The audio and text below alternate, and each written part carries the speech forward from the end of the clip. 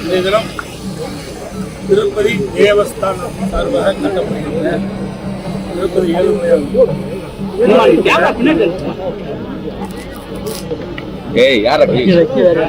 சார்பாக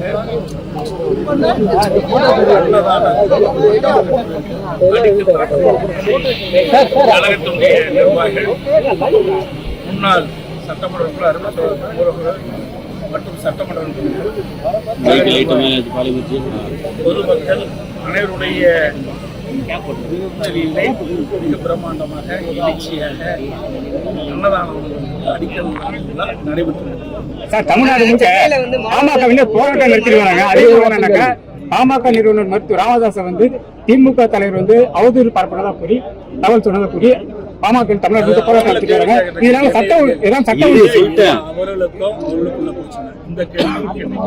சென்னையில தொடர்ந்து ஒவ்வொரு மழை பெய்யும் பாதிப்பு ஏற்படுது. 4000 கோடிக்கு மழைவடிகள் பணி தொடரப்படுது.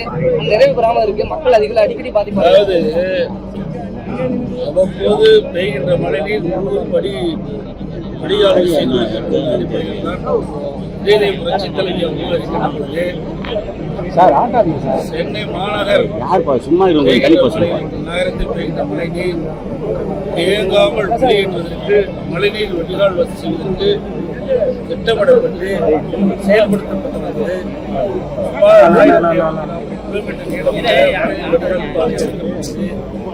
ஆட்சி மாற்றம் ஏற்பட்டது. பிறகு திராவிட முன்னேற்ற கழக ஆட்சி கிட்டத்தட்ட 43 மாதங்கள் நிறைவேறிவிட்டது. இன்னும் இந்த பணி நிறைவேறவில்லை.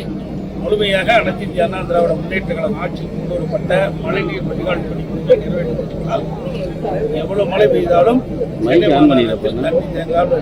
நிற்காமல் பார்த்துக் கொள்ள முடியும். ஆனால் இந்த அதிமுக அரசு அதற்கு உரிய பயிற்சியும் வேகமாக துரிதமாக அதிமுக ஆட்சியில் கொண்டு வரப்பட்ட திட்டத்தை நிறைவேற்றப்பட்டிருந்தால் இன்றைக்கு பெய்கின்ற மழையில் தண்ணி தேங்காம பார்த்துக்கலாம். ஆனால் இந்த அரசு மெத்தனமாக அலட்சியமாக ஒரு திறமையற்ற அரசாங்கம் இருக்கிற காரணத்தினால மழை பெய்கின்ற பொழுது அங்கங்கே மழை நீர் தேங்கி நிற்கின்ற காட்சி இப்பொழுது பார்த்து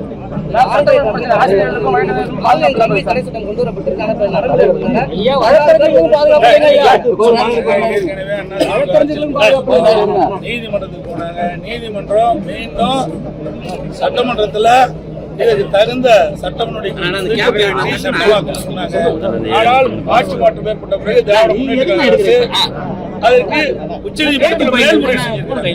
ஆனா உயர்நீதிமன்றம் சொன்னவாறு மீண்டும் சட்டமன்றத்தில் சட்டமன்ற கொண்டு வந்து புதிதாக சட்டம் இயற்றப்பட்டிருந்தால் இதற்கு முடிவு கட்டிருக்கும். ஆனால் இது வேண்டுமென்றே திட்டமிட்டு திராவிட முன்னேற்ற கழக அரசு ஆன்லைன் சூதாட்டம் தொடர வேண்டும் என்ற நிலையில் இருக்கிற காரணத்தில்தான் உச்சநீதிமன்றத்தில் இன்னைக்கு மேல்முறை செஞ்சிருக்காங்க.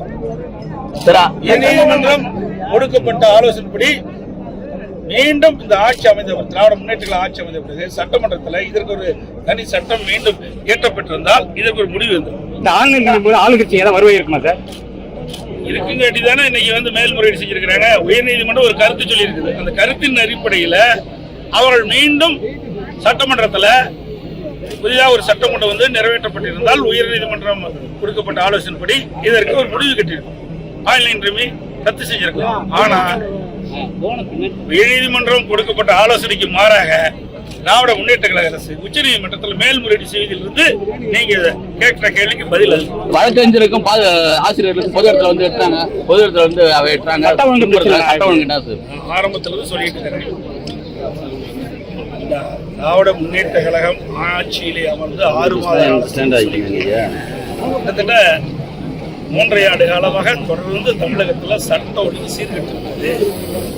தமிழகத்தில் மக்களுக்கு பாதுகாப்பு இல்லை, பெண்களுக்கு பாதுகாப்பு இல்லை, பொதுமக்களுக்கு பாதுகாப்பு இல்லை. அந்த நிலையில தான் ஆங்காங்கே இப்படி வன்முறை சம்பவம் நடைபெற்றுக் கொண்டிருக்கிறது. அங்கே கொலை, கொள்ளை, திருட்டு இப்படிப்பட்ட சம்பவம் நடைபெறுவதற்கு காரணம் இந்த ஆட்சி திறமையற்ற ஆட்சி என்பது நிரூபணமாகிக் கொண்டிருக்கிறது. ஆனால் இன்றைக்கு கூட முதலமைச்சருக்கு வேண்டுகோள் வைக்கிறேன். இனியாவது விழித்துக் கொண்டு காவல்துறைக்கு முழு சுதந்திரம் கொடுத்து சட்ட ஒழுங்கை பாதுகாக்கப்பட வேண்டும் என்று வேண்டுகோளாக இந்த ஊடகத்தின் வாயிலாக அவர் கேட்டுள்ளார். பருவமழை தீவிரமடைந்து இன்னைக்கு பருவமழை தீவிரமடைந்ததாக வானிலை ஆய்வு மையம் தெரிவிக்கிறது. வானொலி மையத்தில் என்னென்ன கருத்துக்களை சொல்றாங்களோ அதையெல்லாம் கடைபிடித்து மக்கள் பாதுகாப்பாக இருக்க வேண்டும் என்று கேட்டுக்கொள்கிறேன்.